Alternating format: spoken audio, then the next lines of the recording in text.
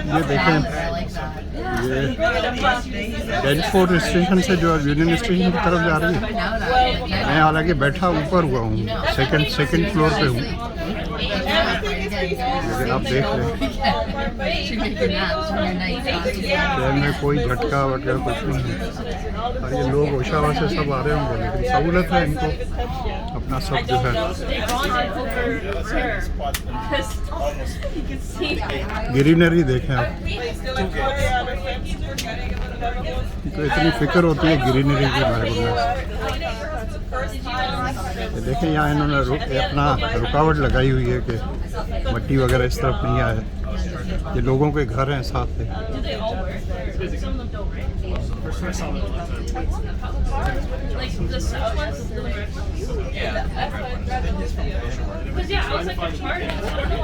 अब स्पीड ठीक ठाक है, लेकिन पता नहीं चल रहा। आप देखिए यहाँ से आपको स्पीड का पता नहीं चलता।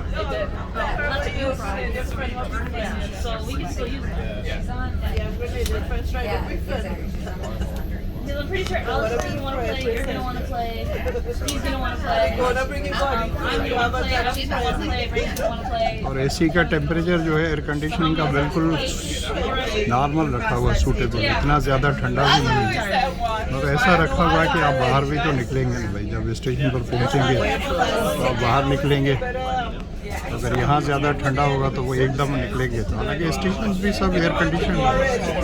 आज आपको थोड़ा यूनियन स्टेशन भी दिखाऊंगा। यूनियन के बारे में पहले मैंने आपको बताया था कि यहाँ का मेन स्टेशन है, और जब तक हवाई जहाज़ नहीं बने थे तो उस स्टेशन को ऐसे ही बनाया गया था जैसे आजकल हमारे एयरपोर्ट्स हैं। तो सारी फैसिलिटीज़ वगैरह अंदर, और यूनियन स्टेशन के बाहर होटल्स भी ऐसे बने हुए हैं जैसे इंटरनेशनल पैसेंजर्स आते थे। और उस वक्त आते थे क्योंकि पूरा नॉर्थ अमेरिका जो है वो ट्रेन के ज़रिए कनेक्टेड था। और एक बार यहाँ नॉर्थ अमेरिका में कहीं भी आप ज़मीन पर, सॉइल पर पहुँच जाएँ तो उसके बाद ट्रेन के ज़रिए पूरा यूएसए देखें कनेक्टेड था। रोड्स तो बाद में बने हैं। ये सामने देखें CN टावर भी आ गया। ये तो लगता है यूनियन स्टेशन आ गया भाई। कहेंगे पैसे दिए भाई, ये डायरेक्ट आया, इन्होंने सीधी लकीर खींची हो। पैसे दिए, ये तो भाई जल्दी आ गया। तो कहते हैं झूले भी हमें प्रॉपर तो झूले भी नहीं मिले, ये तो आ गया भाई। आ गया या शायद आगे है। तो मुझे बात याद आ गई कि पहली बार जब बच्चों को मैं जो है वो हैदराबाद से कराची ले गया था फॉकर जहाज़ में। शौक़ था बच्चों को, मुझे खुद भी जहाज़ था। 1988 की बात है शायद, यस 88 की है, 88 की भी नहीं, 83 या 84 उस वक्त सबसे मेरा छोटा बेटा जो है बहुत छोटा था, 2-2.5 साल का था मेरा ख्याल। तो वो हैदराबाद से कराची फोकर जो है उसमें भी मेरा ख्याल है 15-20 मिनट लगा। वहाँ पहुँचे तो सारे लोग उतर गए। मेरा छोटा बेटा कहता मैं तो नहीं उतरूँगा। वो कहता उसने समझा यहाँ से जहाज़ में से देखने में मज़े आ रहे हैं, तो ये तो जल्दी आ गया। ये ट्रेन तो मेरा ख्याल है 3 मिनट में पहुँच गई, 3 अभी 3 मिनट हुए, 3.5 मिनट। यूनियन के करीब आ गई है। यूनियन ऑलमोस्ट यूनियन है, मेन स्टेशन है। ये जोन ऊपर जो है, जिस कंपार्टमेंट में मैं बैठा हूँ उसके लिखा हुआ है क्वाइट कंपार्टमेंट, कि जो लोग खामोशी से जिनको बैठना है वो यहाँ बैठे। एक इससे नीचे भी है, वो पता नहीं कौन सा है, मैंने पढ़ा नहीं। एक उससे भी नीचे है।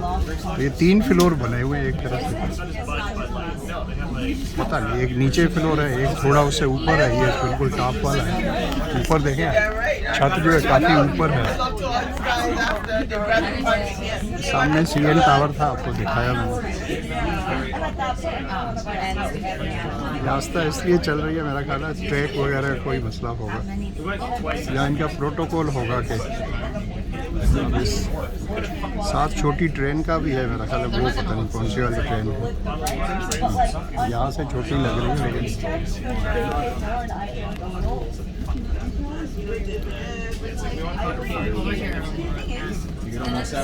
ये है जनाब गो ट्रेन का मेरा पहला सफ़र। और मैं सोचा है कि मैं इसमें जो है ओशावा की तरफ भी जाऊंगा एक बार, और दूसरी बार ओशावा की तरफ तो इसको ईस्ट साइड कहेंगे, गोइंग टू द ईस्ट। हम यहाँ पर आए हैं वेस्ट की तरफ आए हैं। यूनियन से और आगे वेस्ट जाएंगे तो ये आगे नियाग्रा फॉल्स तक भी जाती है और उससे आगे भी जाती है। तो ट्रेन ये शहर के अंदर भी चलती है, क्योंकि अब ये टोरंटो शहर के साथ जो है 5, 6, 7 और शहर भी जो है इसके साथ मिले हुए हैं।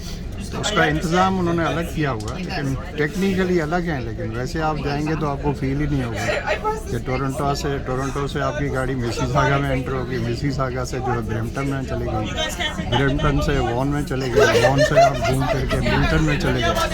काफ़ी शहर हैं, एक नहीं काफ़ी है। उनका सारा इंतज़ाम, डिसिप्लिन, वाटर सप्लाई, पुलिस, सारा निज़ाम जो है अलग है। उनका मेयर भी अलग है। उससे क्या होता है, मैनेजमेंट अच्छी रहती है। हमारे यहाँ तो अब जैसे कराची है, उसको एक शहर ही रखा हुआ है।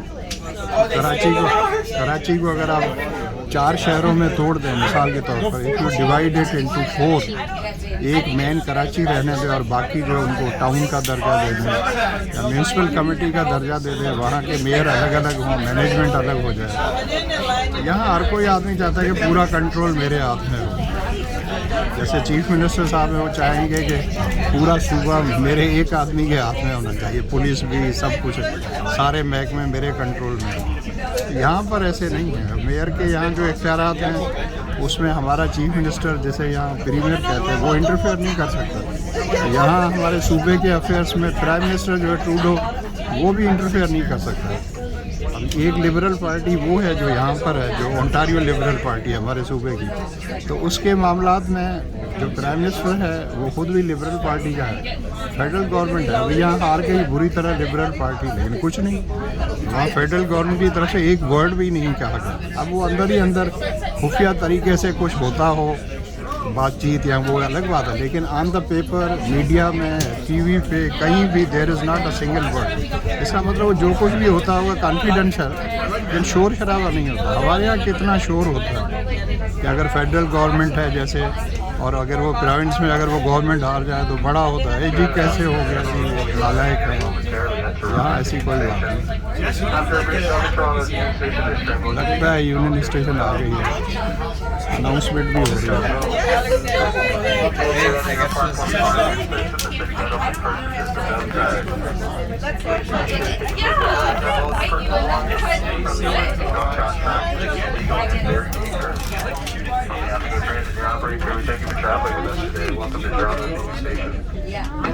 कह रहे वेलकम कर रहे, welcome to Toronto union station. लेकिन मुझे उन्होंने कहा था कि ये कार्ड आप जो है इसको आप टैप ज़रूर करना, वरना आपको चार्ज होता रहेगा। मतलब हम अपने कार्ड को जब टैप करेंगे तो वो रीड करेगा कि अब आप जो यूनियन पे उतर गए हैं तो किराया यूनियन तक चार्ज होगा। उसने कहा अगर आपने टैप